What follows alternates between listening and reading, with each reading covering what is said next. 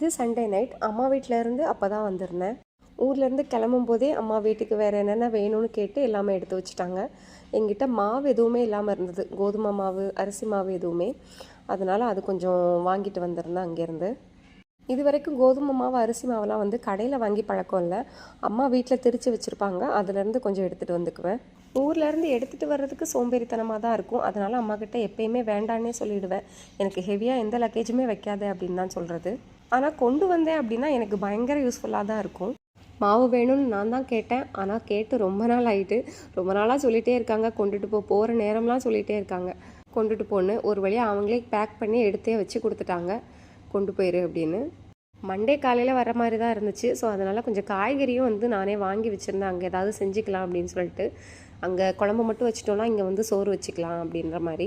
ஆனால் கடைசியில் நைட்டே கிளம்ப வேண்டியதானதுனால சரி காயை எடுத்துகிட்டே வந்துடலான்னு சொல்லிட்டு அந்த காயையும் கையோடய தந்து விட்டுட்டாங்க. இங்கே இருந்தால் அது ரொம்ப நாள் கிடந்துரும், நீ கொண்டு போயிரு அப்படின்னு சொல்லிட்டு. ஸோ அதையுமே கொண்டு வந்துட்டேன். அது கூடவே கொஞ்சம் புளியும் வாங்கி கொடுத்து விட்டுருந்தாங்க. ஸோ வெஜிடபிள்ஸ் எல்லாத்தையுமே பாக்ஸில் அரேஞ்ச் பண்ணி வச்சுட்டேன். லைஃப்பில் எவ்வளோ கஷ்டம் வந்தாலும், எங்கே இருந்தாலும், எப்படி இருந்தாலும் தாங்கி பிடிக்கிற ஒரே ஆள்னா அம்மானு தான் சொல்லுவேன் நான். இன்றைக்கி நான் இவ்வளோ தைரியமாக இருக்கேன்னா அதுக்கு காரணம் எங்கள் அம்மா தான். அவங்க என் கூட இருக்காங்க அப்படின்ற நினப்பு தான்.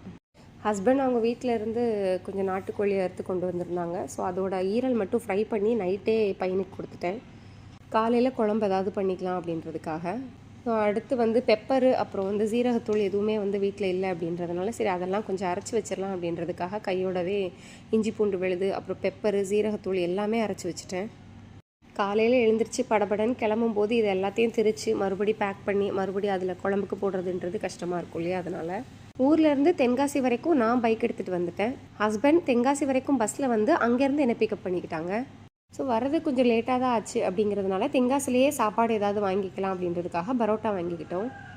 நான் ஆலங்குளம் வந்து சேரும்போது 9:30 ஆயிடுச்சு. ஸோ பரோட்டாவும் வாங்கிட்டு வந்ததுனால எனக்கு ஈஸியாக தான் இருந்துச்சு. வீட்டில் வந்து ஆம்லேட் மட்டும் போட்டுக்கிட்டாச்சு. நமக்கு ரொம்ப பிடிச்ச யாராவது ஒருத்தருக்காக நம்ம எந்த எக்ஸ்ட்ரீம் வேணாலும் போவோம், அவங்களுக்காக என்ன வேணாலும் பண்ணுவோம். ஆனால் அது எல்லாமே அவங்களுக்கு தேவைப்படுற நேரம் வரைக்கும் மட்டும்தான். ஆனால் நம்ம எக்ஸ்ட்ரீம் போடுறதுக்கு முன்னாடி ஒன்று யோசித்து வச்சுக்கணும்.